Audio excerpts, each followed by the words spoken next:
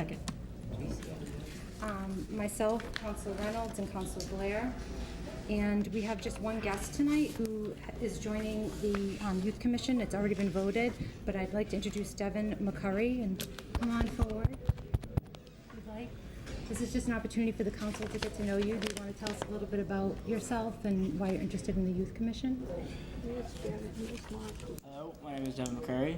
I am a junior at Attleboro High School, and I started coming to this Attleboro Youth Commission because my mom has a friend named Ellie, and she brought me into this Attleboro Youth Commission, and I thought it would be a good idea to join to help, and be a great opportunity for the incoming event, the Spooky Maboo.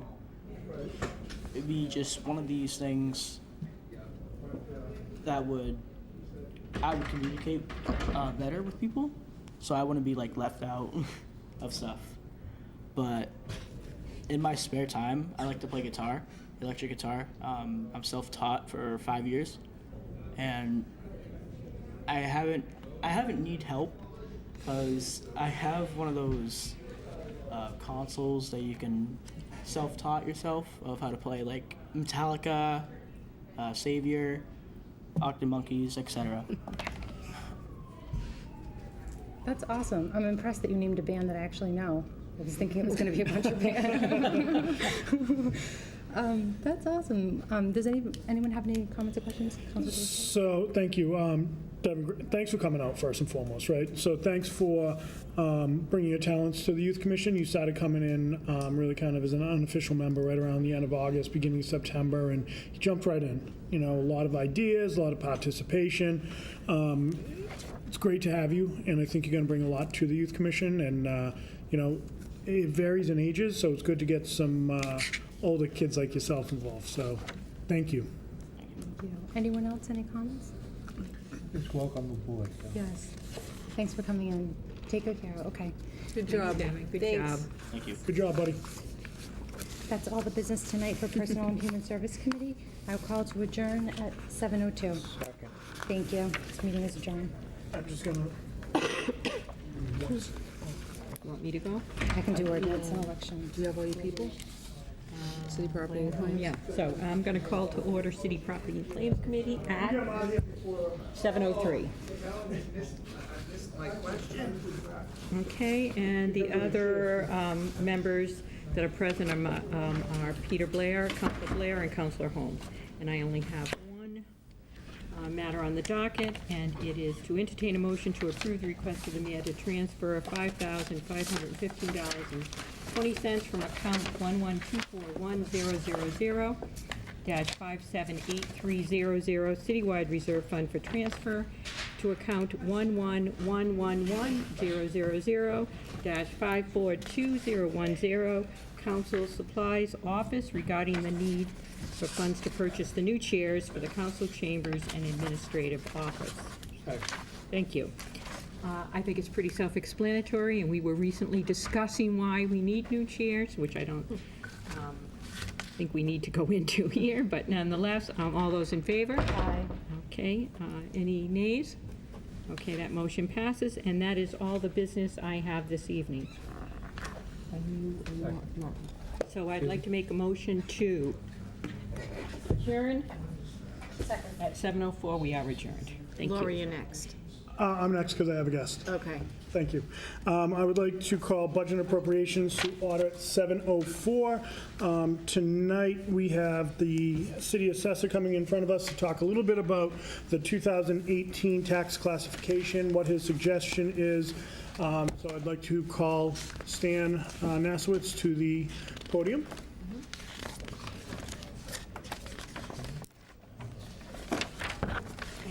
Sorry if that was snippy. It wasn't intended to Yes, be. it was. None taken. Thank you. I'm next. It's me too. It's my turn. Me. Stanley, welcome. How you doing this evening? It's amazing. A year has gone by so quick. It's just the other day I was here. Just going to give you a minute to get them all the way around. And Oh, I guess we should give them everybody, right? Everyone has one. All good? So Stan, I was wondering if, before we get to your deck, if you could just talk a little bit about exactly what is tax classification, talk a little bit about why do we do this each year, and just to kind of set the groundwork? Yep. Basically, all we're doing tonight is what we've done in years gone by, thank you, is tax classification is your responsibility as counselors is to determine what the split would be. You're not actually determining what the tax is, the basis of the assessments after you determine the split between commercial and residential, or as we call it, CIP, which is commercial, industrial, personal property versus the residential. You determine the split. You can, for the city of Attleboro, you could go as high as 1.5 in recent years. What has taken place is that we've come off the 1.5 and presently we're at 1.28, which that means is we tax the commercial, industrial, personal property 28% more than we do for the residential property.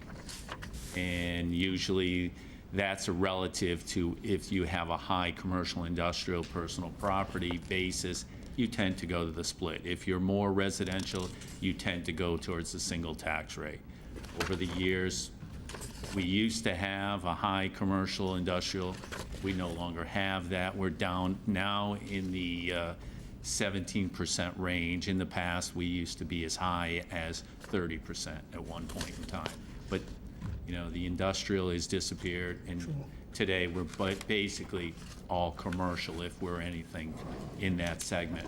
And which, that is not bad now because the city of Attleboro versus neighboring communities in the recent years, thanks to the Carpanatos and so forth, building a lot of eateries that exist in Ward 1, that it's very beneficial now that you have a meals tax.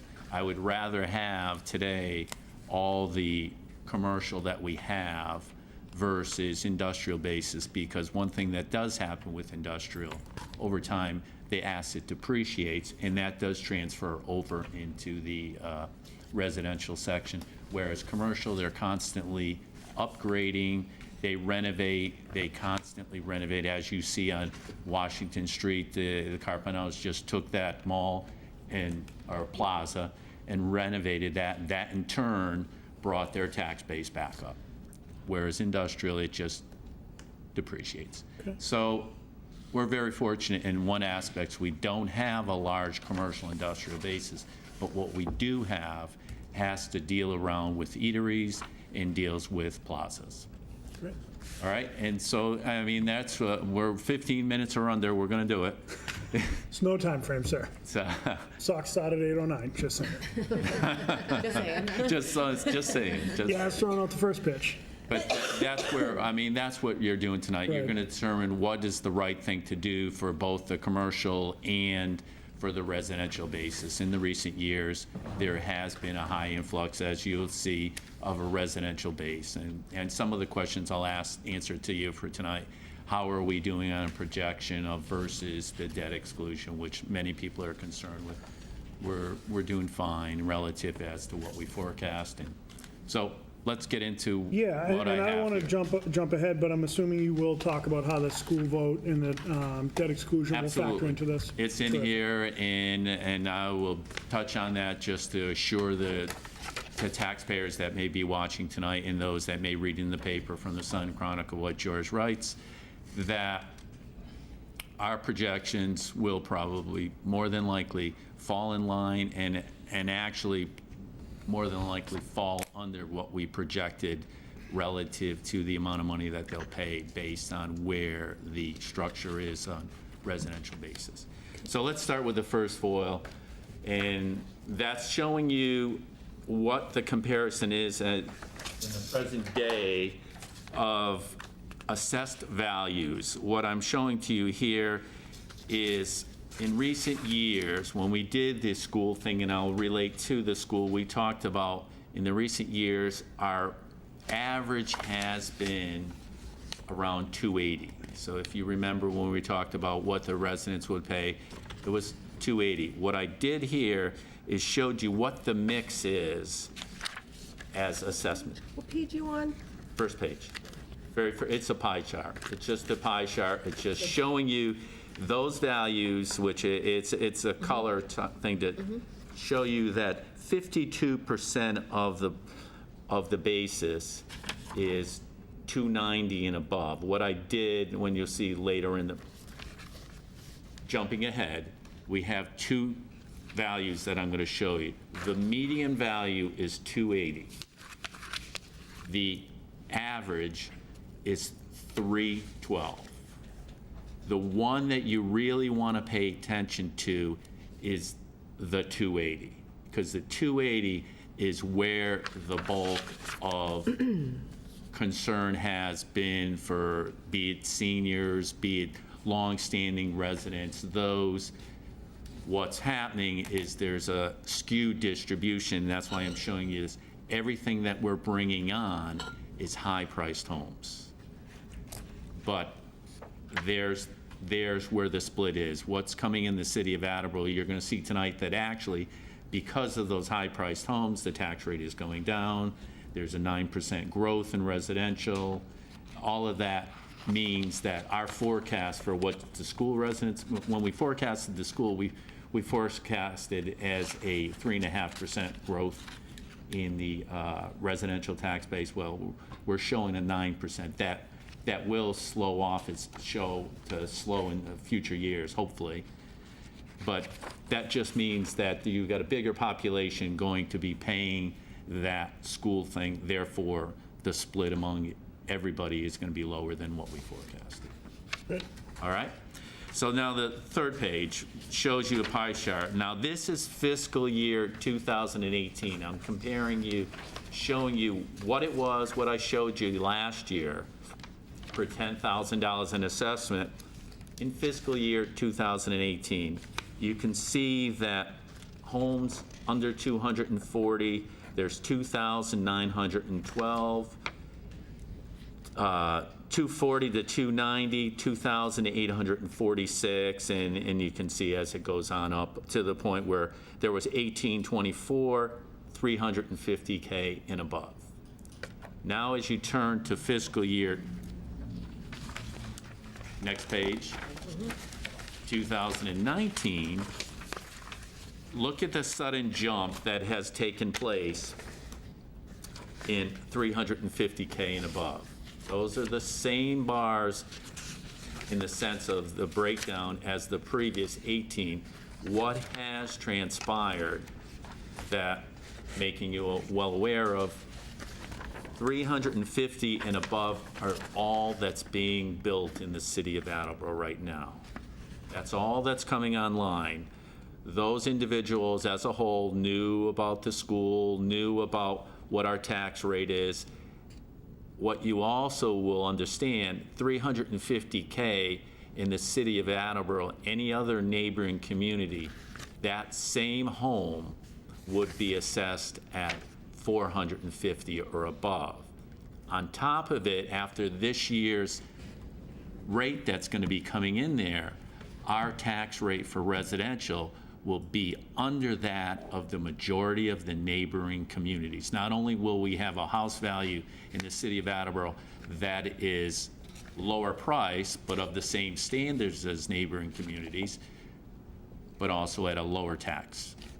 All right, so that, I want to make you clear on that because of what's going on. It's a very good environment in the city of Attleboro right now. Awesome.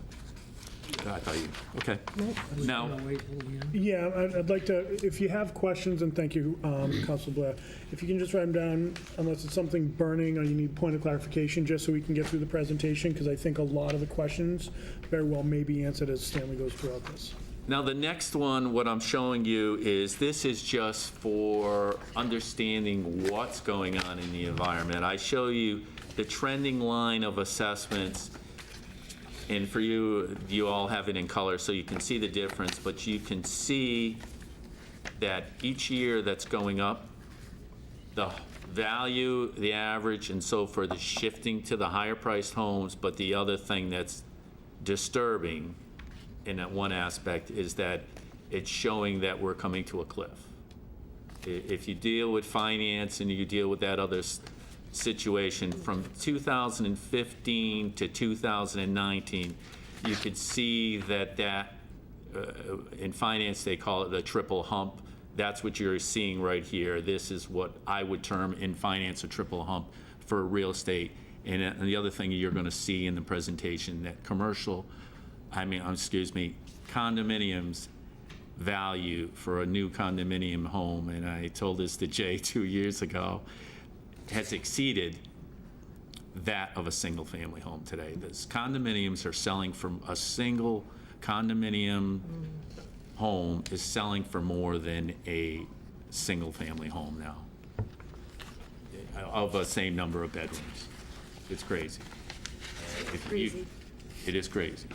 But, and then the other thing that exists, and a close friend of mine just the other day, I was talking to him, and I asked him what he paid, what the interest rate was on a 30-year mortgage, and I kind of snickered about this part from the point of being 60 years old and so forth, and getting a 30-year mortgage at 4.5. It's like many moons ago, they wouldn't give you that. Now mortgage companies are giving it to you. So I guess you're going to live to be 90. So, but what I'm saying there is they took on at that age, at 60 years old, took a home that was over $450,000 at 4.5%, and everybody's doing it. So, I don't know. But that's what's going on in the city of Attleboro. That's what's going on everywhere around here, just that you're in a better situation in the city of Attleboro. Now, the next page is where all the meat of the subject takes place. This is actually what you've seen year after year. And what we have here, though, is that, and you're going to see I gave you prior ones too, but this is fiscal year 2019, the statistics as it sits right now. Now, normally, for those of that never sat through one of my classifications or telling you, I usually portray what number I think is best for the city of Attleboro. And you're going to see that number that I'm portraying tonight is 1.25. Some time ago, we're at 1.28. I am showing you what the tax rate increase would be on a commercial home and what it would be on a residential home relative to different shifts. That you can see 1.29. And this is where I want to bring to your attention something that is done different. The median home is what you really want to focus in on concerning what is the majority of the people. That's why I showed you that other chart, 290 and below, 290 and above. The median is what really does matter when you're talking about tax increase. That's the lower half. The median says that an individual that's a median home, which is $280,000 this year, if you went to a 1.25, would see a $25.83 increase. If you look at it from the average point of view, it would be a $261.85 increase. Does everybody see that? Now, the thing that I do want to tell you, when you look at those numbers, that you have to understand, if nothing happened in the city of Attleboro, and Proposition 2.5 does exist, what is that increase every year based on 2.5 in the city's budget? You're going to see this later on, but I'm jumping ahead. I'm telling you this now. When we get to that, I will reiterate this. The fact is that in the city of Attleboro, based on Proposition 2.5, these are statistics you want to remember for the next classification meeting, that we have in 2.5, $2.7 million increase in our levy every year due to Proposition 2.5. What does that translate in the city of Attleboro on an average home? Right now, the calculation is that it's 21 cents per $1 million. All right? So if it's 21 cents per $1 million in the tax rate, and you're adding 2.7 to the tax rate, it basically says it's $180 without anything else happening, that you're going to tax the average home without anything else happening. Average, not median. Average, not median. All right, the median will be lower. The median would be if this shift of high-priced homes was not taking place. That's why I'm showing you the median too, is that there's a skewed distribution, new homes coming on, indeed, are not in this statistic. If you look at their bill, also why I'm showing you 3 different tax years, is that if you focus in on the $500,000 home with what we've been doing at shifting the rate down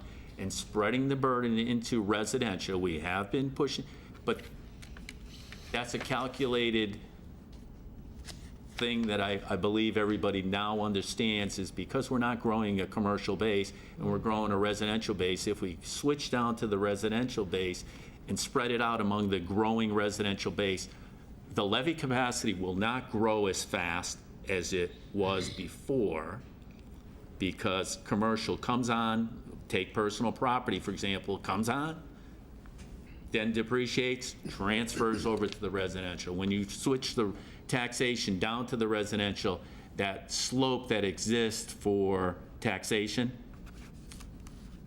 drops in the levy capacity.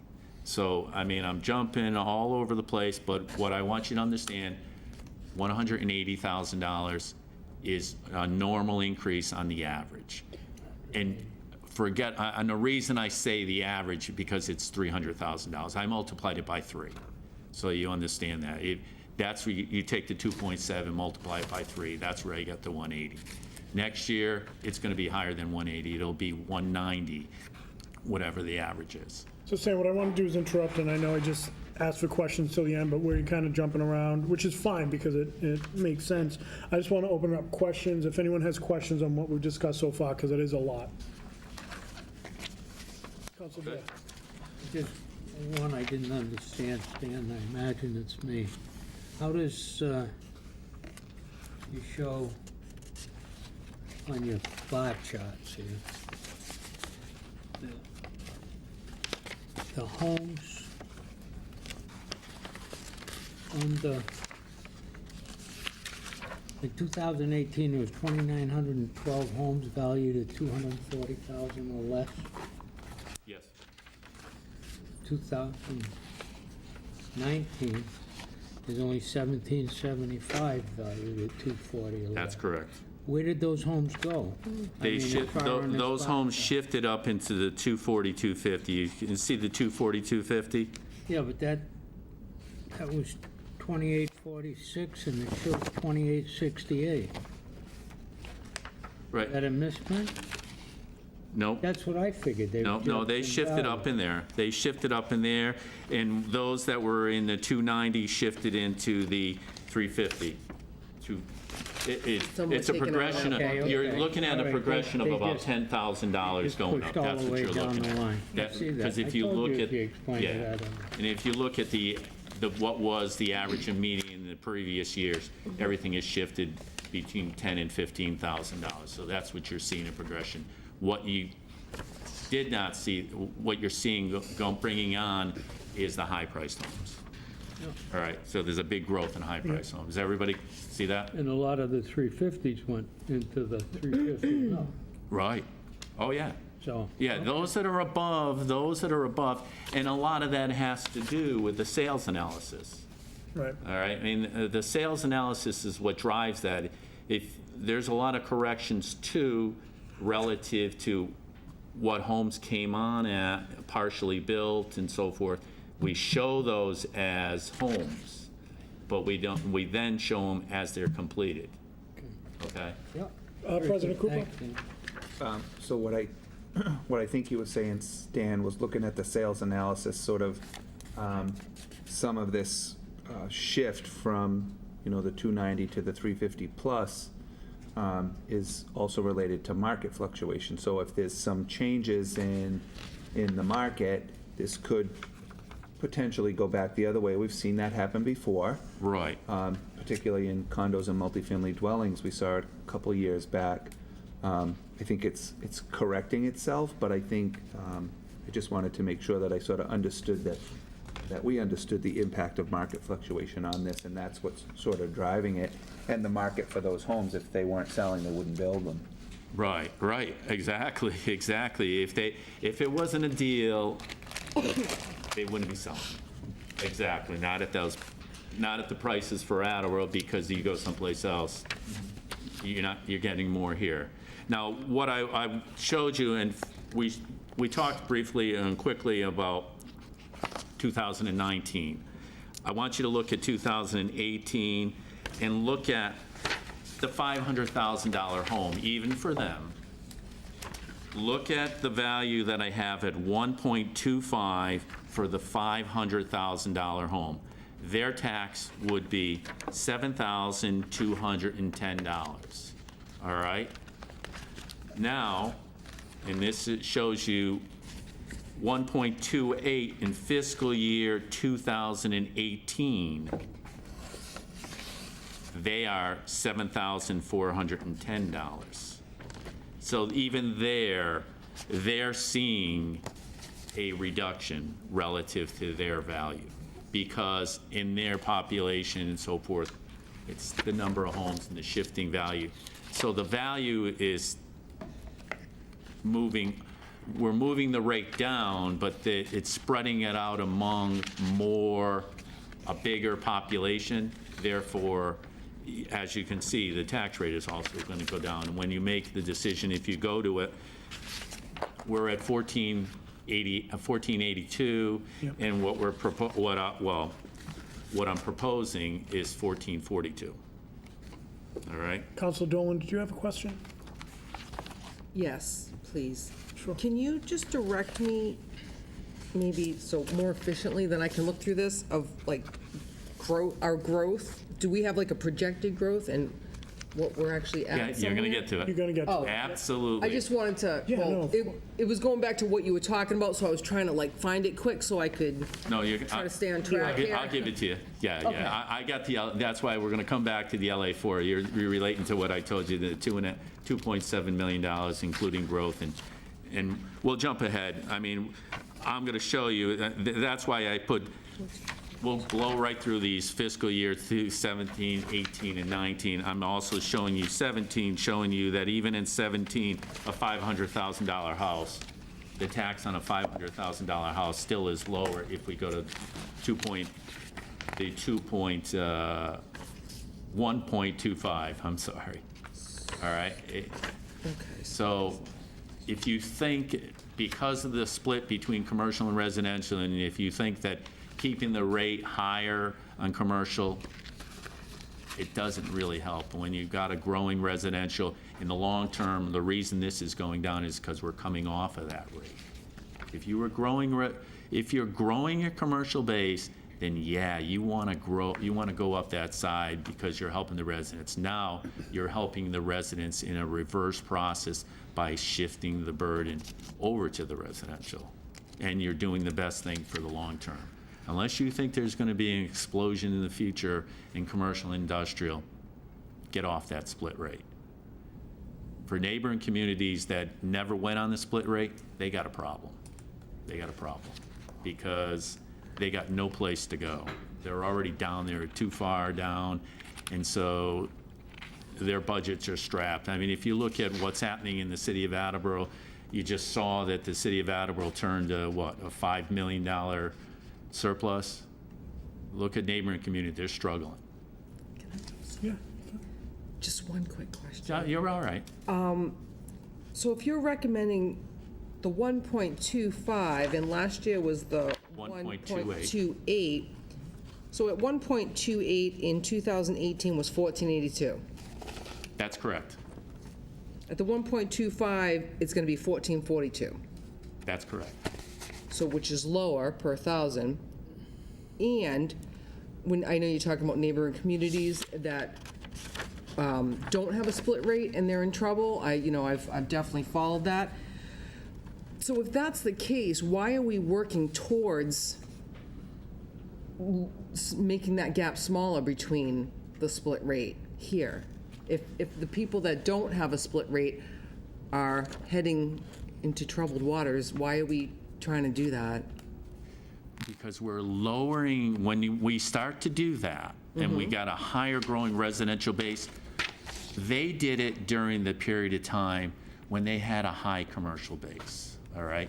So they took, or put it this way, they didn't do it when they had a high commercial base. They gave a phenomenal break to the commercial, and they put it on the burden of the residential. What we're doing now, because they had a growing commercial base, but not a growing residential base as we're experiencing now. So what's happening there is, because they had a growing commercial base, they didn't take advantage of growing their levy in a certain fashion. We did. I mean, a long time ago, they took advantage of it. Now, we got a growing residential base. We no longer want to keep that split, because the only commercial section you're going to see tonight that's growing is personal property. That depreciates. So we want to lower that value so that that burden no longer shifts over to the residential. Therefore, our levy capacity won't go like this, it'll go like this as we move that residential. Therefore, as the residential is growing and we're lowering that levy, it spreads out among the people that the residential, therefore their tax rate's going to go down.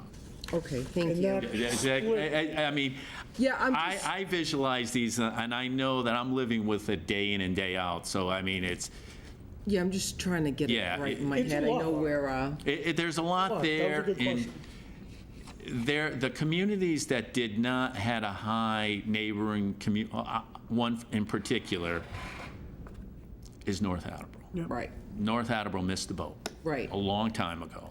When they brought on the mall and they were bringing on all other things, that's when they should have had the split rate. Because today, they would not be, if they did it right, they would not be struggling like, they wouldn't have had an override just to support the budget. We did an override in the city of Attleboro to support a brand-new school. no, I agree with you. You know, it's, And the split in Attleboro happened right around 73, was it?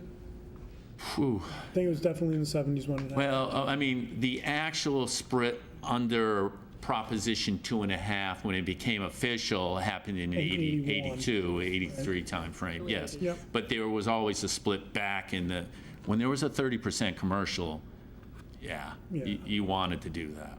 President Cooper? Depends what side of the coin you're on. Well, yes, yeah, it depends on where you were, but I wanted to ask a question. I don't know if you've gotten to it yet, Stan, but on quick math, I noticed a $500,000 difference between the fiscal year 18 and 19 new growth. And, you know, in the past, we've talked about all the shopping plazas and, you know, why the big difference between those 2 years, and, you know, what's the impact? well, that was, I mean, when you talk about the $500,000, you're looking between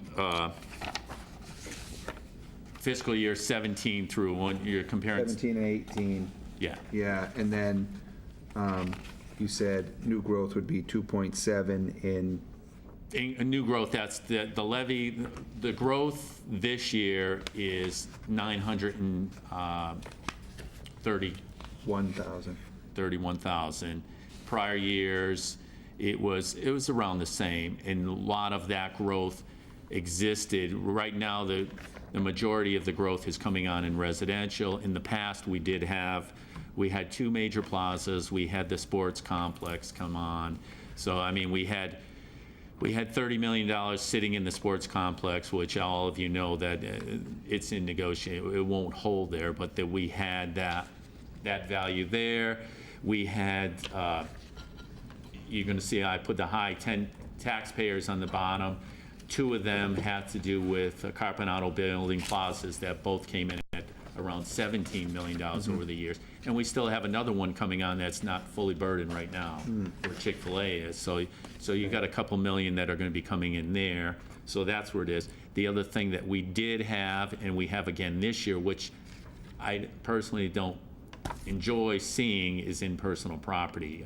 Columbia Gas gave us, when you see the $13 million in personal property, that's an ouch, because eventually that comes over to the residential. But what we have there is $13 million. That happens to be Columbia Gas pumped into us about $5 million, $7 million in personal property growth.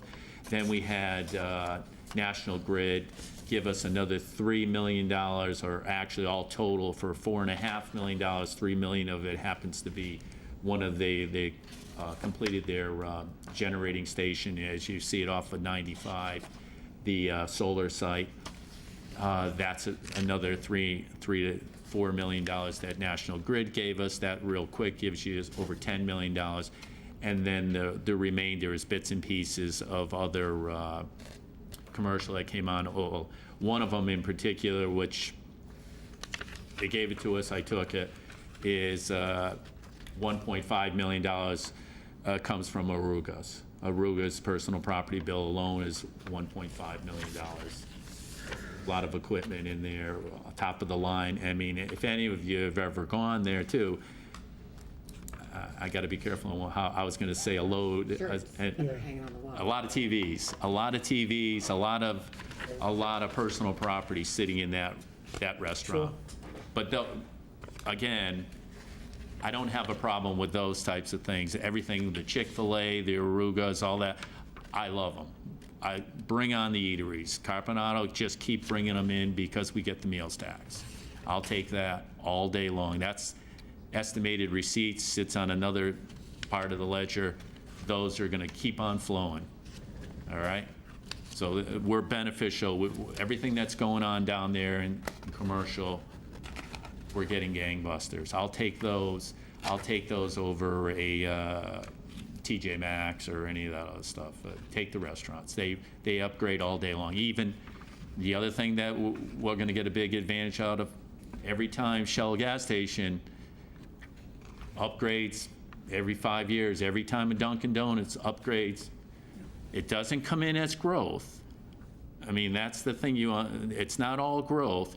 A lot of it is assessment improvements that comes in as adjustments. That shifts the burden off of the residential as well. So those upgrades in commercial are good for the health, good for the taxpayers. All right? So knowing that it's an 8 o'clock curfew, Kidding. moving right ahead, I know you are. Moving right ahead, we'll go to we'll jump to the LA4, all right? Well, there's a lot of stuff in there. I'm jumping by a number of foils, but I'm showing you what the 3-year average is. There's a sheet there that says the LA13, what percentage of growth, where's the 3-year average? It shows you over the last 3 years on the LA13. Does everybody see that chart? Yes. All right. It shows you that the FY19 growth in residential was 36,687,000, and the 3-year average is 38,611. All right. It shows you, as I said to you, the personal property is the one that I do not like because that shifts over. So doing what we're doing, shifting that burden, lessens that blow to the residential, that personal property. The commercial industrial, as you can see, the 3-year average happened to be 13,891,000, and this is Mark addresses what you said in prior years. 3-year average for commercial was $13 or $14 million. Now it's only $6 million, or 5.6. But that in itself is not all that bad because where it's coming in, it's not a problem. All right, but it does show you that growth factor is not going to be there all the time. And the rest of it, we jumped by the partial count. You can see that personal property accounts went down by 61 accounts. That's because we voted that, let me call it nuisance assessments, the $10,000 exemption. We took out of a lot of accounts that never really paid their bills, that sat in there year after year. You can see in the, there's only one industrial property that came on. There was a switch, really, all that is the parcel shift being zoned industrial, a split of a lot. Value change, commercial is all the new restaurants, that's 6 million. The industrial, and that highlights what I said on value changes. You got 6,400,000 in commercial. All total growth though, commercial industrial, highlighting what I'm talking about, upgrades. You only have 5,689,000 in growth. There's another 1.5 million that eases the burden on the residential. That's just adjustments and improvements that you can't take growth on. All right? Jump off of that, we go real quick to the LA4. This is the one that shows you the shifting single-family homes, brand-new homes, not all completed, versus 51 brand-new homes this year. All right? The state averaged it out when they did their calculation with the sheet, and it was in there. I skipped through it real quick. They averaged it out that the average home is $450,000 that we're bringing on now. All right, we know that it's $350,000 and above, but they are, majority of them are over $450,000. All right, condominiums, there's the crux of what we talked about earlier. Condominium values are up 11.2%. The other thing that you noticed in there is that 3 families, 2 families are going up at a sizable percentage, and that's offsetting. They in itself are coming up from the depressed market they were, because a lot of them go, the 3 families in particular, go on the income approach. Rents are much higher than they were 3 years ago. For the same thing that may have been renting for $1,200 is renting for $1,600 now. All right? So that in turn brings up their values.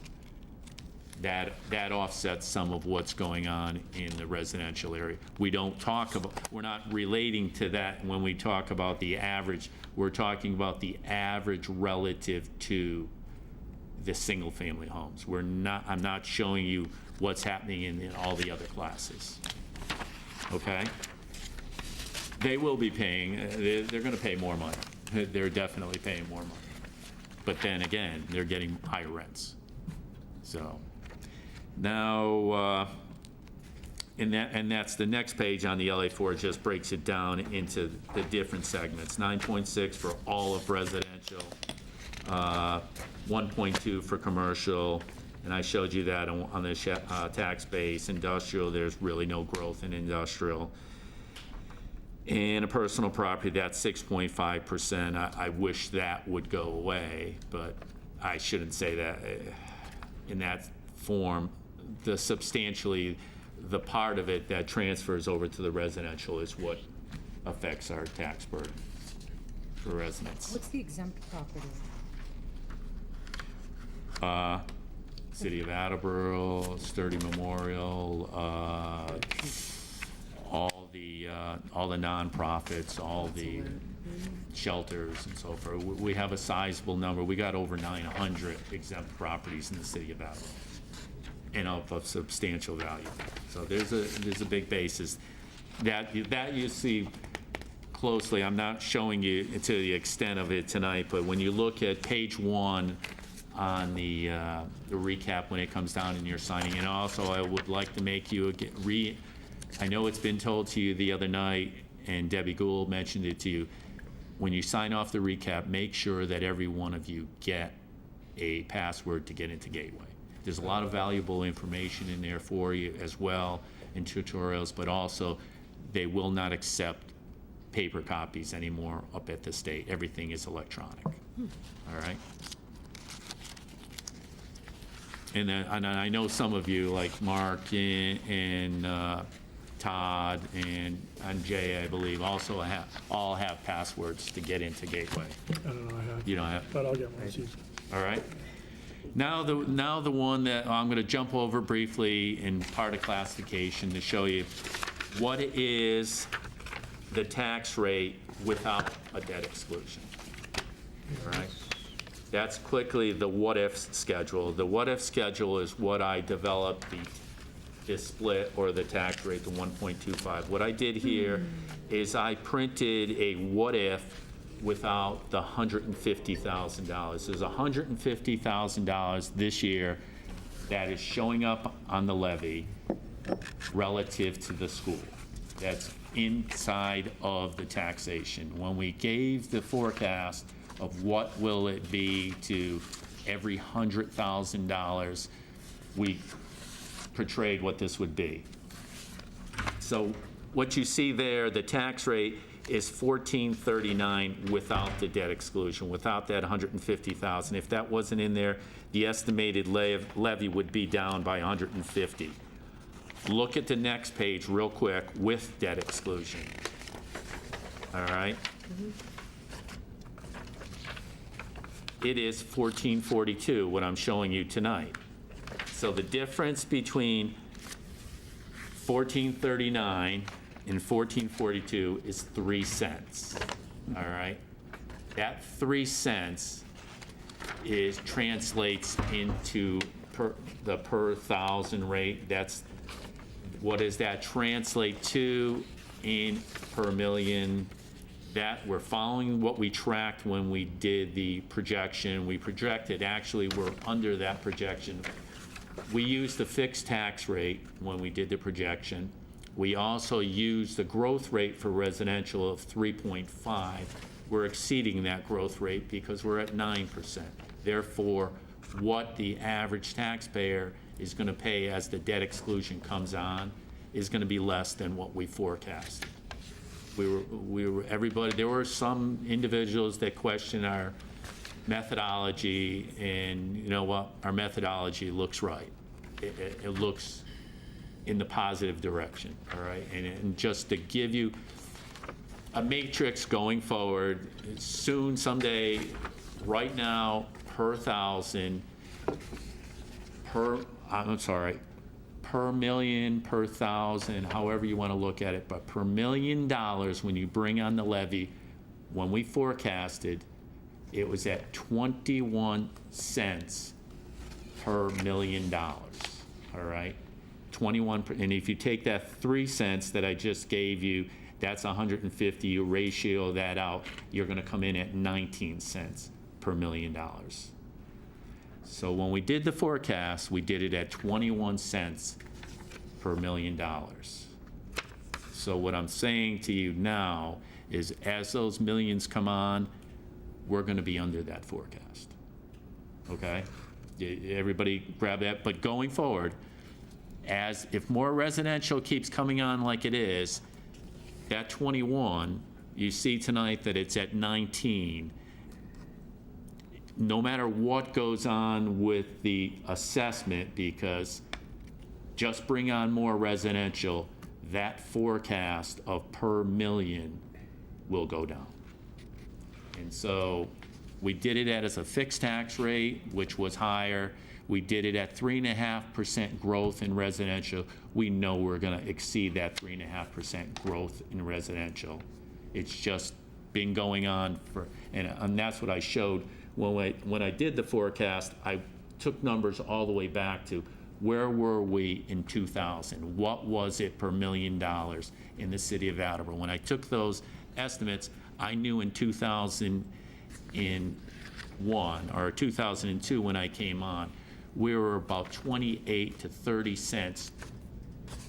Crush, no crush taking place, depreciation in the market, we were at about 30 cents. When we did the forecast, we were at 21 cents. All right?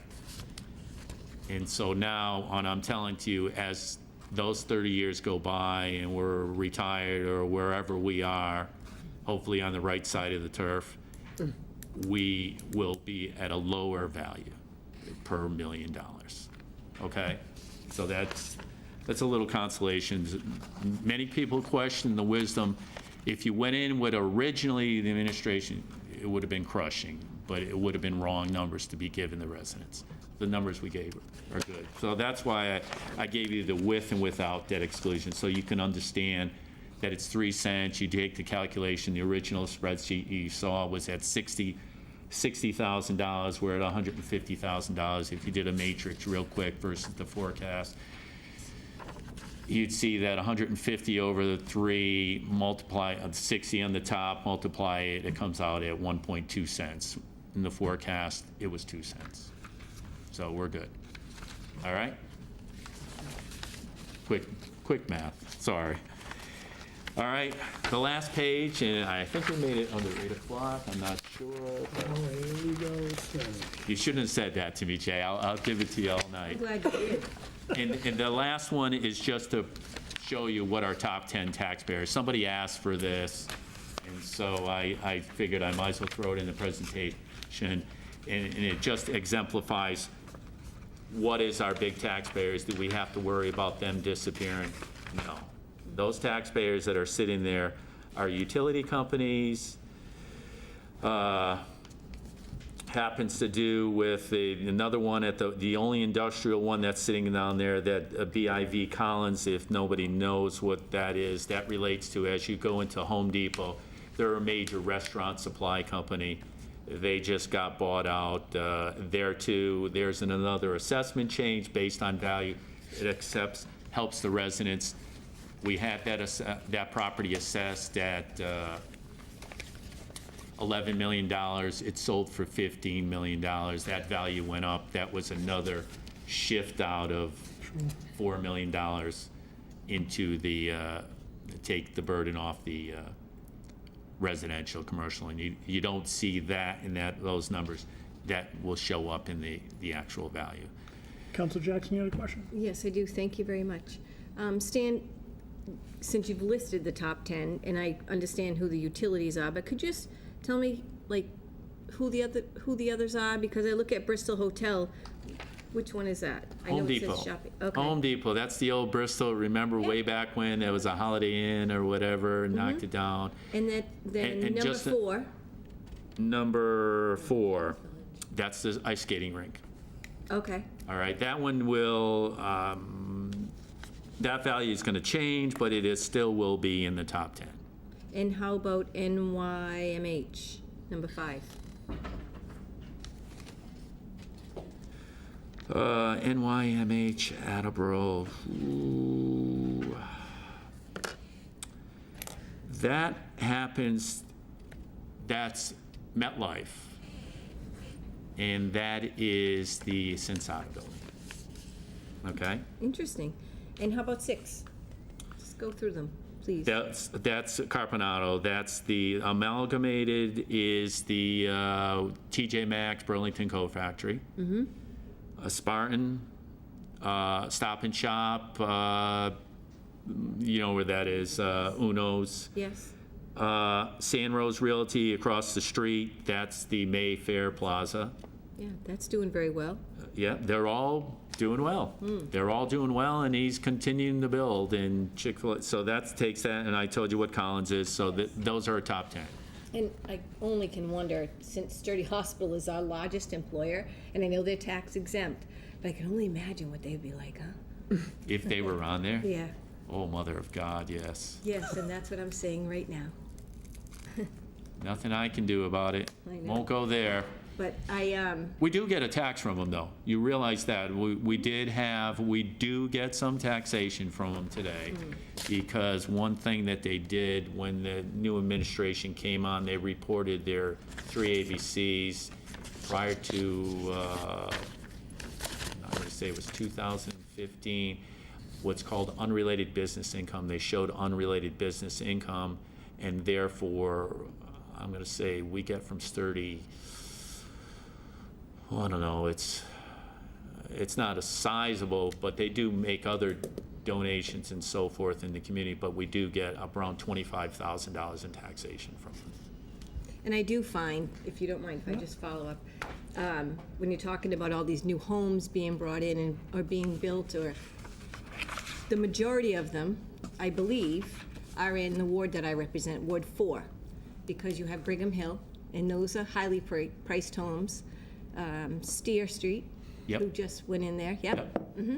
And now, and of course, now they are talking about doing a development, which is called the Pike Ave, which is off of Bishop Street and Pike Ave, which is kind of nuts. And I saw they've just dug up Pleasant Street. Like, that just blows my mind, across the street from the post office. So I see Ward 4 as being, Pike, there's some stuff going on in Pike.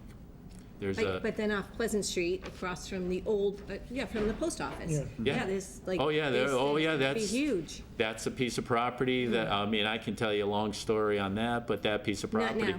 $1 million. $1 million sale. Yeah. Oh, yeah. Concerns me. Yeah, well, no, I Yeah. hear you. No, Council Corbett. I have a couple questions. Hopefully, you've been pretty quiet tonight. I've been waiting for the end. Okay. Are you done with your I'm motion? good, I'm good. All I'm right. just messing. Couple items. On the LA 13, it says that there were 51 new parcels for residential. How many homes is that? Is that 51 houses built? Is that what- 51, okay. yeah, it's exactly what it means. It's 51 houses. It doesn't say that they're all complete, though. Okay. It's just 51, because prior to that, they sit as lots, and they'll be in the 1300 series class. Once they start construction, put a home on it, it moves to the 101s or single families. Which is why on the LA 4 it says 22 parcels. Is that, so that's some of the 51 and some may have. Yeah, exactly. Do any ever go away? Does that happen or merge together to? Yeah, there are some that disappear. It's not a true represent. There's been years, like in Ward 1, different wards, where they bring on some commercial. They'll knock down homes. You'll rezone it to commercial, so they'll take down some homes. So yeah, they do disappear. Okay. Not a sizable number, though. I mean, we're talking about in any one year, maybe 5 All right. of a high would be disappearing.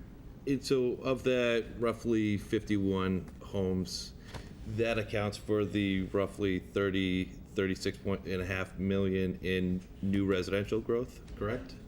That's correct.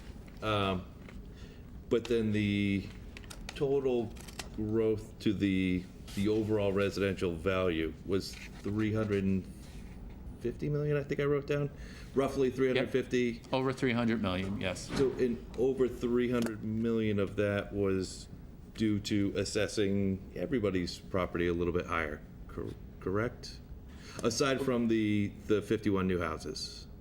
All the classes, right. All the residential classes change in assessment like we saw tonight. Multifamily home. Roughly 9% Multifamily homes took a good percentage. You know, there was a 9% increase in the value in residential. There's where the 51 new homes sit, so you take the 37% of that out of that. So that right there and away, you're taking about 2% of it away due to new homes. But then you go to the single families, I'm sorry, 2 families, 3 families, you got 11%. Condominiums, we're not addressing the condominium values, what the average is on that. You heard me say their values have exceeded that of single families, and condominiums are relatively new. Those numbers are growing, so their assessment would be higher. But that's where the 300 billion come from, all the other classes. And so my overall question is, when a resident comes to me and says, wait a minute, you're trying to confuse me, you're lowering the actual rate from 14.82 to 14.42 and shifting some of the burden onto the residents so that it looks, if they come to me and say, hey, this is smoke and mirrors, you're lowering my rate, but you're assessing my house at 10% more, so ultimately I'm paying more. How do we respond to that? That's exactly why I told you, what is it relative to Proposition 2.5? First, forget about anything change in assessment. You got $180,000 that automatically goes in there. That's why I also drove your attention over the years as to what you're doing to the $500,000 home. Those are the people that are going to be asking you the question, what's going on with my home?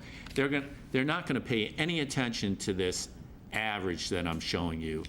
They're going to pay attention to what their bill is. What their bill was, what was it last year, what is it this year? That's why I showed you the 1.28 and the projected 1.25. It actually shows you that the $500,000 house is going to pay less because there's more of them coming in, so their percentage of what they're going to pay is lessened. They're going to see, believe it or not, as I showed you, they'll see a decrease at 1.25 because they're in that higher price median. So there's how you have to answer the question. For the new houses, but for other houses that are newly assessed at roughly 10% higher, the rest of the tax base. And that 10% higher is, we talked about the $10,000, that shift in between. There's the possibility that they're sitting in there with getting the $180,000 increase. All right? Okay. And then the other thing looking at that is for commercial growth, that was only, overall, for the total base was only up 6%, which was a 1% overall increase, and of that 6%, 5 and change was new commercial growth. So we didn't see a percentage increase in the assessed value of commercial, but I understand that to be relatively stable in general. Is that yes. correct? Okay. Yes, that's correct. So the bulk of the growth is with residential right now? Yeah, all the classes are residential, right?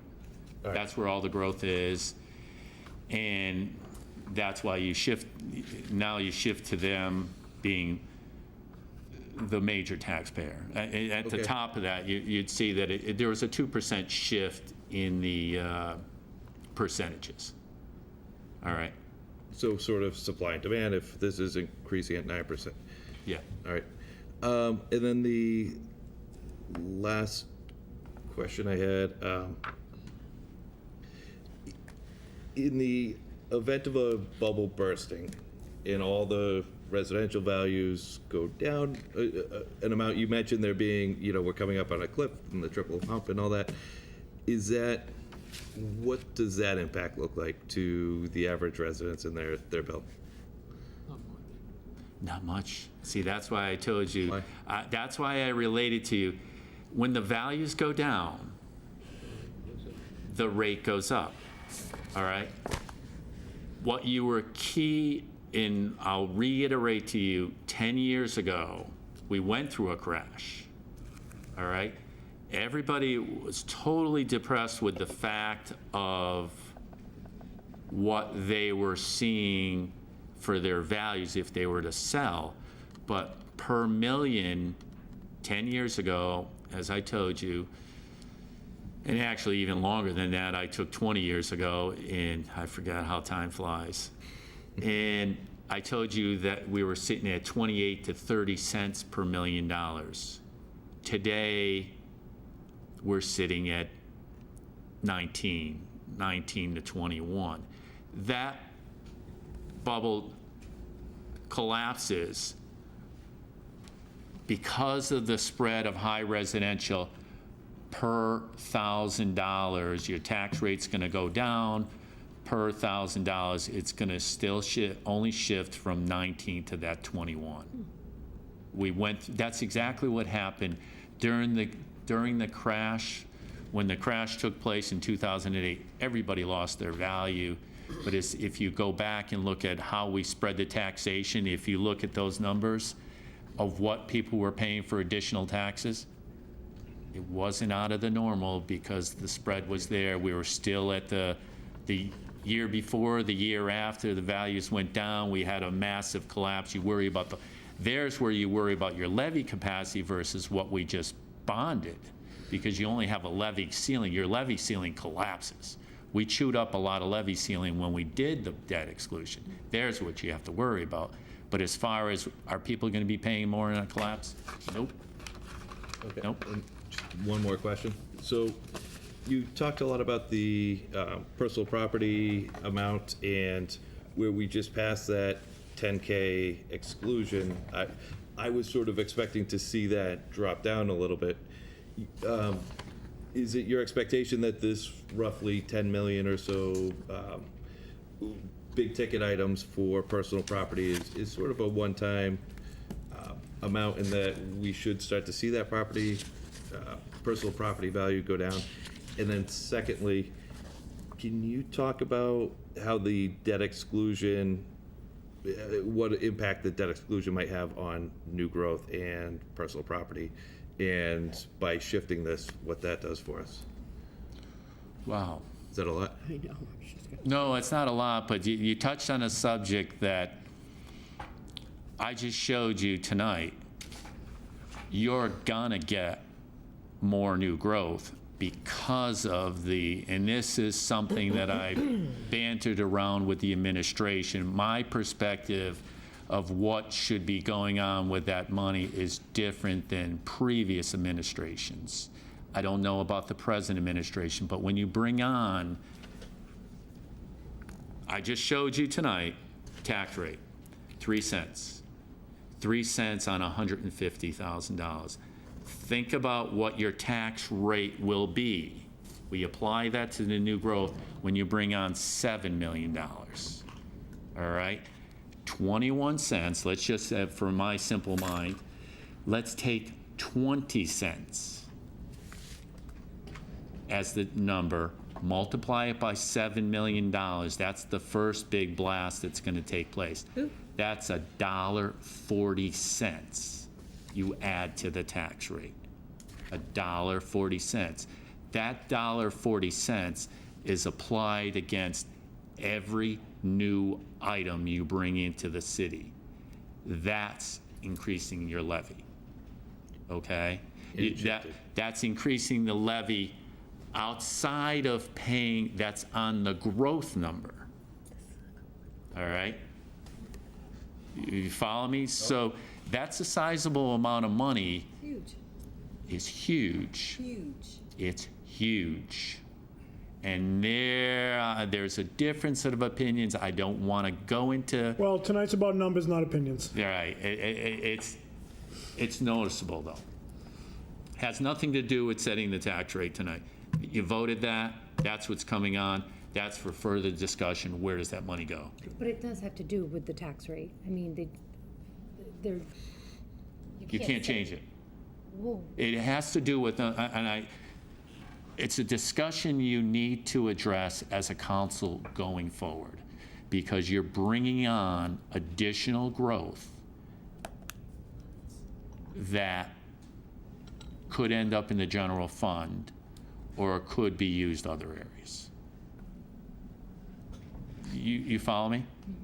It's a good question. It's a very good question. I'm just telling you what the number is. That's beyond, I just showed you 3 cents, what it would be with and without the debt exclusion. Nothing else changes. All right? Our assessed value, our levy capacity is going to grow during that time frame. Not only are we going to be paying off that bond, but every time we bring on a new item, we're going to multiply that item by $1.40. Instead of multiplying it by 1442, let's just think about it this year. If we had $7 million in there and it was 1442, it would be 1439, add $1.40 to that. Next year's growth, whatever comes on next year, is multiplied by that new tax number.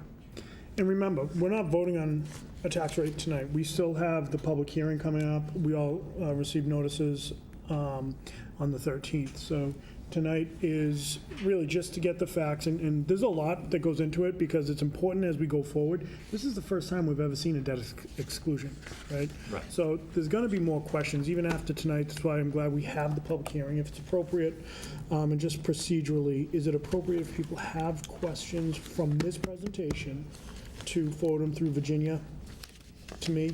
I think so. Okay, It is business before the council, correct. so there's no issue with asking questions for, through you to Stan if people had additional questions or need some clarification, and then have the public hearing, and then there may be more questions from for Stan. But this is very helpful to get out to the public prior to the public hearing so that they can have the information to look at, and can get copies of what they need to come before us if they so choose. Perfect.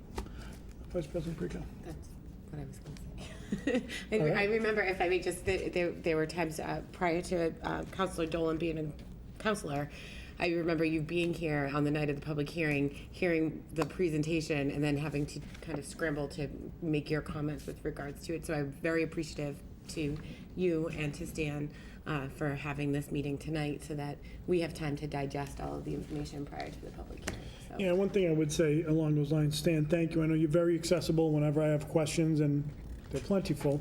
You know, you've been flexible with meeting after hours, before hours, so I certainly appreciate that. Any other questions before we let Stan? All right, Stan, thank you very much. Thank you. Have a great evening. Thank you very much. Did we do it? No. Give it a shot. 10 minutes over, I'm going to charge you $1.43 per 5 seconds of my Depends what time shift you or want. something, There you go. depending on the shift. I owe you a coffee, We right? did do it, Stan. We had a conversation about tax classification, so that was the Thank important you. thing tonight. Thanks. Have a great evening. All right, I have a few quick motions to bring in front of the committee, and then we'll adjourn. From the docket of November 6, 2018, I entertain a motion to approve the request of the mayor to allow the Attleboro Cultural Council to expend approximately $21,200 of fiscal year 2019 local cultural council funds from the Massachusetts Cultural Council and any future grant amendment. Second. Thank you, Todd. This is pretty self-explanatory. This is a contract to expend the funds as we spoke about. This just needs to be signed and authorized by November 30th, so the Cultural Council can do what they do. Questions, thoughts, concerns? Seeing none, all those in favor? Aye. Motion passes. From the docket of November 6, 2018, I entertain a motion to approve the request of the mayor to transfer $9,900 from account 1124100-578300, citywide reserve fund for transfer, to account 1162100-531070, election census, to replenish funds used to cover the cost of printing ballots for the special municipal election on November 6, 2018, due to the vacancy on the municipal council. Second. Thank you, Todd. I think this is pretty self-explanatory. It's for the cost of printing the ballots for next week's special election, 2 weeks from tonight, actually. Any questions? Seeing none, all those in favor? Aye. Aye, motion passes. From the docket of November 6, 2018, I entertain a motion to approve the request of the mayor to transfer $3,384.48 from account 1124100-578300, citywide reserve fund for transfer, to account 1111100-51100, council salary part-time, regarding the need for additional funds to have former administrative assistant Linda Alger available to help in the council office for 15 hours a month through the end of the fiscal year, as opposed to 5 hours a month. Second. Yeah, this is just to increase the support for Virginia, who, given everything that's been going on since Virginia's come on, there's a lot she's had to do. This gives her a little extra support. You know, we've had special elections, we've had, you know, the debt exclusions, all of this. So, President Cooper. Thank you. So I agree with everything you said. I would just add that there's a new administration, there's a new council president, and then there's a new admin. And there were things that were Linda's initial phase was really focused on orientation Right. and cleaning up what was left behind in the absence of that position. But also, we've had the acquisition of Highland Country Club. We've had the marijuana applications. There's 5 applications sitting in that office right now that need to be posted and have public hearings, which we'll call for in the coming weeks. But it really, that and the requirements around minutes and making sure that things are timely are the reason for the additional support. And we've probably come to a time and place in the city where that is not a one-man operation.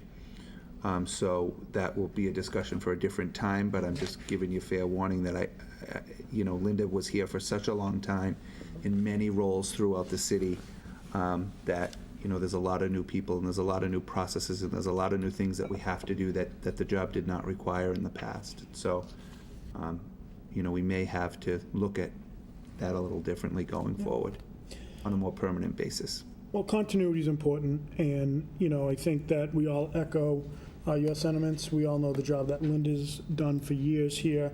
And for the people watching at home, no way does this take away from the job that Virginia's done.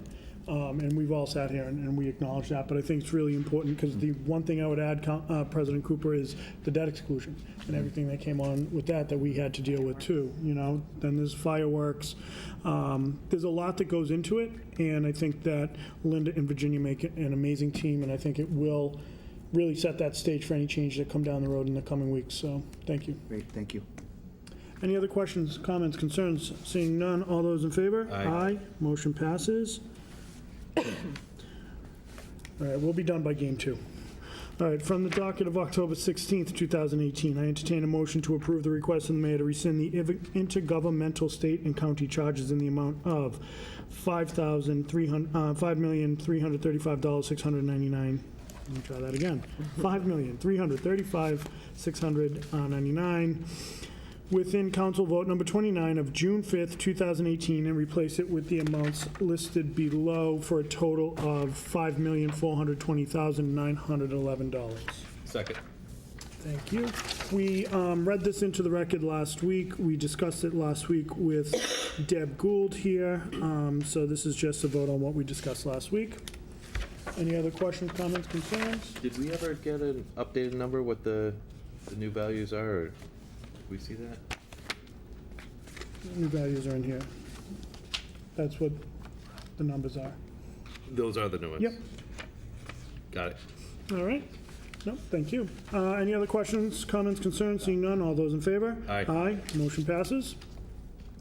I entertain a motion to approve the request of the mayor to appropriate $119,380.55 to account 130010000-592515 debt exclusion temporary interest to ensure adequate cash flow during the remainder of the design development phase and into the construction documents phase of the AHS project. Second.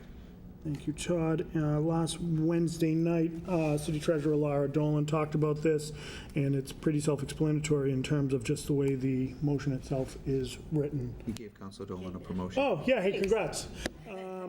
Councilor Lara Gignac. Gave her a promotion. I'm going home. Wants to watch baseball. I'm That's going all home. he can think about. So, Lara Gignac is our treasurer. Lara Dolan is our Ward 5 councilor. So now that we got that cleared, I can go around the room if anyone else needs any clarification.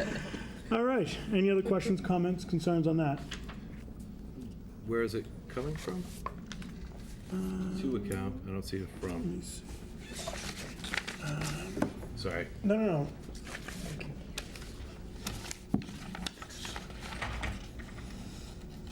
What an enterprise fund?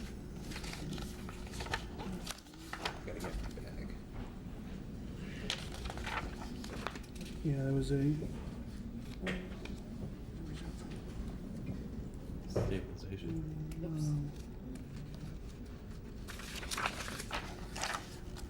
I will hold that one. I'll come back. I'll recess and I'll come back exactly. So thank you for pointing that out. Do you want, rescind my second so we can move on and come back to it? Yeah, just rescind if you don't mind. Rescind my second. All right, thank you. So I'll come back. I'll get that when we break. All right. I entertain a motion to approve the request of the mayor to transfer $3,128.05 from account 6100-578-300 Water Enterprise Fund, Reserve Fund for transfer to account 6100-59251 Water Enterprise Fund, interest on temp borrowing relative to the lowest bid exceeding the original estimate, which now requires the treasurer to borrow an additional funds within the HVAC rehabilitation at the water treatment plant on West Street. Second. All right, so City Treasurer Lara Gignac talked about this as well.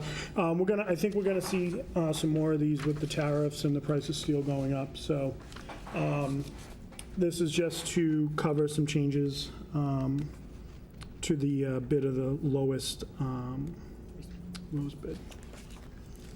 All right, any questions, comments, concerns? Seeing none, all those in favor? Aye. Aye. Motion passes. Finally, I entertain a motion to approve the request of the mayor to transfer $37,361.67 from account 112410000-574010 citywide insurance to account 170010000-592510 debt service interest on temporary borrowing to cover the fiscal 2019 debt service payment for Highland Country Club. Second. I think we skipped. We didn't, it's, no. Okay.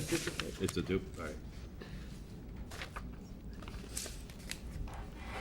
When I first looked at it, I made the same mistake. I have it on my notes twice, so it's all right.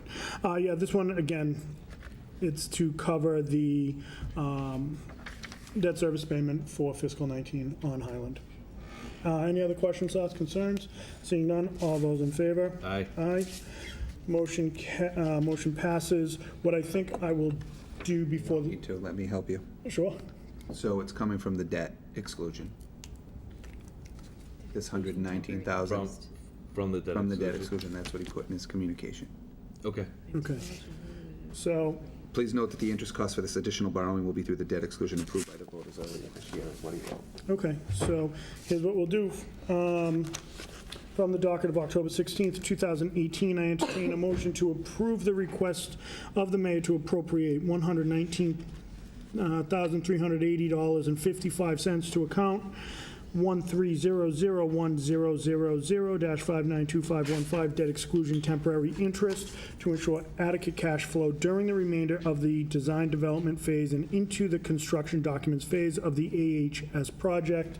Funds will be coming from the debt exclusion. And just add that to the motion. Second. Thank you.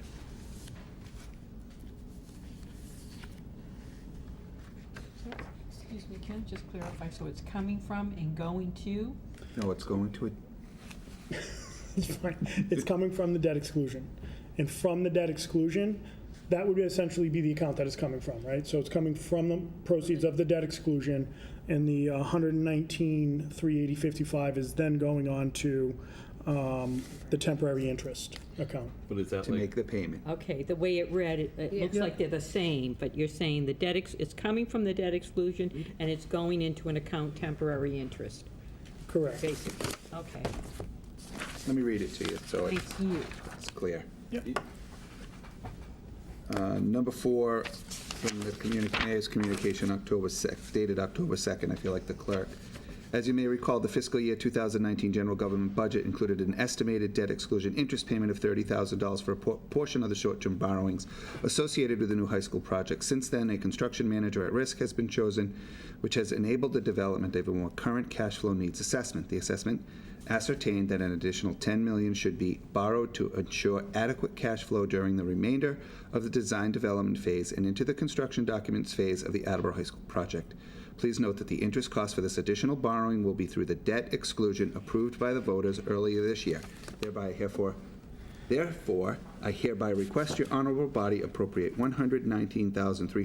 $119,380.55 to account 13, et cetera, et cetera, et cetera. Thank you, President Cooper. So as we're seeing here with this, there's going to be a lot of nuances to this debt exclusion and transferring money that we haven't seen before, so I appreciate the patience as we kind of, and that's what the committee meetings are for, is kind of that heavy lifting aspect of it. So thank you for that. Any other questions, thoughts, concerns on this one? Seeing none, all those in favor? Aye. Aye. Motion passes. Just two quick announcements. First, I do want to thank everyone who came down to our budget update on Wednesday last week. Councilor Holmes, Dolan, Kobus, Parika, and Conti. I want to thank Laura Gignac, Deb Gouldy, I almost did it again, and Barry Lacasse for coming down. It was a very fruitful discussion. We got quite the update on where we're at with the budget. So, and Peter, I forgot Peter. Peter was there. You were just quiet that night, guy. So I just want to thank everyone for that. That's something we're going to continue to do more of as we go through, because there are so many things going on in the city that I think it's important to have that line of sight. Thank you for that. Finally, we heard Devin from the Youth Commission come in this afternoon, rather, and talk a little bit about the Spooky Maboo from the Youth Commission. It's their second annual free Halloween party, which will be held this Sunday from 3 to 5 at Willett. The Youth Commission has put the entire thing on themselves and come up with the games, and last year we had about 100 kids come through. On behalf of the Youth Commission, I'd like to formally invite everyone to come down for the trick-or-treat portion of it. A handful of us here did it last year. It was a lot of fun. That'll take place at about 4:30. They do a costume parade, which is really good. The kids, they all get up at the top of the gym in Willett. They walk down the stairs. Parents are taking pictures. They'll come see us. We'll hand out candy. So it'll be a lot of fun. If you can make it, that'd be great. I think the weather's supposed to be lousy, which is good for us because it's an indoor event. So it works out well. So Some candy donations for that. we will, so that's a good point. One other thing that we've done 2 or 3 years in a row now is Operation Gratitude, where we take extra bagged candy, and the Youth Commission makes a donation opportunity, Operation Gratitude, where they send it overseas. I know George Rhodes stopped by once with a couple bags of candy. We appreciate that, sir. But yeah, we would certainly take candy donations, but I know the kids would get a big hoot out of seeing this honorable body and the school committee, and I know the mayor's going to be away. You don't have to come in costume, but you're more than welcome to. So, thank you. As President Cooper. Oh, there you go.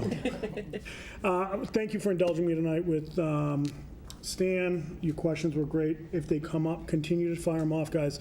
This is going to be challenging due to that debt exclusion. I can't stress that enough. There are no silly questions, only the ones we don't ask. So if you go home and you're like, oh, wait, I wanted to ask him that, send it off. And that's it. So I would look to adjourn Budget and Appropriations at 8:26. Second. All those in favor? Aye. We are adjourned at 8:26. Transportation and traffic is canceled for this evening. Public safety emergency managers, cancel this evening. Laura, you're up. Want it. Do you want me to say capital improvements is? Yeah, you can do Yes. that. Capital improvements is canceled this evening. And reporting for license committee, oh, I'm sorry. I'd like to call to order license committee at 8:27. I have 6 motions from the docket of November 6, 2018. I entertain a motion to approve the 2019 renewal application for an automatic amusement device license for South Attleboro Post 312, located at 437 Newport Ave, for 1 pool table and 1 jukebox. Second. Pretty self-explanatory. Does anybody have any questions? All those in favor? Aye. From the docket of November 6, 2018, I entertain a motion to approve the following renewal application for 2019 Class 1 auto license from Just Trailers, Inc., 1863 County Street, Attleboro, Mass., for 12 customer parking spaces and 1 display spaces. Second. I went down there and checked it out. Everything looks good. Anybody have any questions? Yeah. Is it 1 or 7? What did I say? You said 1. Oh, did I say 1? You I thought did. you said 7. Oh, maybe I did wrong. Okay, 12. it's 7. All those in favor? Aye. Next, we have National Van Builders, Inc., which is 70 through 84 Pine Street /7 Parker Street, right on the corner, Attleboro, Mass., for 8 customer parking space and 45 display spaces. Second. I went down there and everything seems good. Anybody have any questions? All those in favor? Aye. From the docket of November 6, 2018, I entertain a motion to approve the following renewal applications for 2019 Class 2 auto licenses from, on this one I have 3. There's a couple I had issues with and a couple I didn't get to, so I don't have them all ready. First one being Joe and Mary Inc., Gas Plus, 80 Pleasant Street, Attleboro, for 10 customer parking spaces and 24 display spaces. Second. Went down there, everything seems good. Anybody have any questions? All those in favor? Aye. Next, Liberty Coach Inc., 78 Eddy Street, Attleboro, Mass. For 15 customer parking spaces and 1 display space. Second. Thank you. Went down there as well. All those in favor? Aye. I'm sorry, did anybody have any questions before I? Can just read them, because it's the motion, the way the motion is worded, you can just read them straight out and it's 1 second. Oh, one can vote. I? Yeah. All right, well, thanks for letting me know, now that I'm done. No, I'm just kidding. The next one I have is, so if Peter usually, but Peter's not part of my committee, so I'm good. I entertain a motion to approve the 2019 Class 2 auto license from Bristol County Auto Sales LLC, 227 Pine Street, Attleboro, Mass. For 10 customer parking spaces and 10 display spaces. Second. I got to do with that one. I don't know, I have a note here that says I formally. don't know, but I got nothing to do with Did you that. say Pine Street? This is me. Which one? The one I just read? Yep. Oh, I see, okay, I'm Pine- sorry, yeah. 227 Pine Street? I'm I sorry. don't know, and that never did. Oh, that's, 227 is the end of Pine Street. I'm sorry, that's the note I have, so Okay, I can no? Disregard. just disregard that. Does anybody have any questions? No. All those in favor? Aye. Motion passes, and that's all I have this evening for License Committee. I'd like to adjourn at 8:31. Second. All those in favor? Aye. And we are adjourned. Thank you. Zoning and land uses canceled for tonight? Last. I just called the Public Works Committee to order at 8:31. I just have one item of business this evening. From the docket of October 16th, 2018, I entertain a motion to approve the application from National Grid and Verizon requesting to install a new pole, number 1807, and 2 anchors for service at 105 Simpson Avenue. Second? Thank you very much. We had a public hearing last week on the 16th of October. We did have a gentleman speak on behalf of National Grid. He spoke in favor. We had nobody speak in opposition. So if anybody has any questions, any problems? Nope. All those in favor? Aye. Opposed? Motion passes. Thank you. I just have a couple of the things I just want to mention. Very happy the city of Attleboro survived this tornado warning, because it was pretty frightening. I mean, for a very short time, but it really was kind of freaky for a little bit. And I wish you all luck with your Mega Millions and the rest of the world. I hope 1,000 people win. And go Red Sox. That's right. We are adjourned. Public Works at 8:33. Just, All those in favor? Aye. Aye. you need Thank to go? Okay. Reporting on ordinance election legislative powers committee, calling to order 8:33. Myself and Council Jackson. I only have one motion and then just a few updates. I entertain a motion to approve the request of the mayor to waive the local application fees associated with the permitting process and construction of a small off-street parking area on municipal property located off Beagle Club Road. Second. Thank you. We had the public hearing, and it's pretty self-explanatory. Any other comments? Just as it relates to that, I did get a update, or a memo actually about the actual cost associated with that, so I will have that, I will forward that to Virginia and have that sent to you guys, so you know, well, to the entire council with regards to that, there, I do have an estimate on the construction cost of that parking lot. Kind of goes hand in hand with that piece of business. Definitely. So this, yeah, so this is to, just Waive allow us to waive the fees? Fees. Perfect. So, all those in favor? Aye. Motion passes. And then we have been at City Hall, just want to encourage everyone, feel free to come on down to vote. It's, at City Hall from 8:30 to 4:30, except tomorrow, it's gonna be 8:30 in the morning till 7 o'clock at night. So if it's more convenient for you to come to City Hall to vote, instead of waiting until November 6th, you can certainly do that. And then Saturday, October 27th, from 8 a.m. to 1 p.m. I'm just gonna repeat that, because I feel like it was kind of fast. So it's 8:30 to 4:30 every day except tomorrow, which is till 7 o'clock at night. And then it's also Saturday, October 27th, from 8 a.m. to 1 p.m. And it's right here in, down at City Hall. You'll see everything going on, and I think that they've seemed to have had a pretty good turnout, I think. So that's great. And that concludes the business for my committee. Oh, sorry. Before you close your meeting for that, I just want to let everybody know I'm working on the logistics of the special committee on senior and veterans and any other tax abatements that we may be able, programs we may be able to offer. And I will write all that up and give it to who on November 6th will be acting President Parika to assign the committee and work through that, the logistics of that at that November 6th meeting, because I will be the acting mayor from the 28th to the 8th. So I won't be here for that meeting, but I want to get it started. So Vice President Parika, acting president at the time, will have that information to relay to all of you. Thank you. Thank you. Yes, this ordinance, this committee's gotten very busy. We have a few public hearings coming up, so, yeah, it'll be good to have that.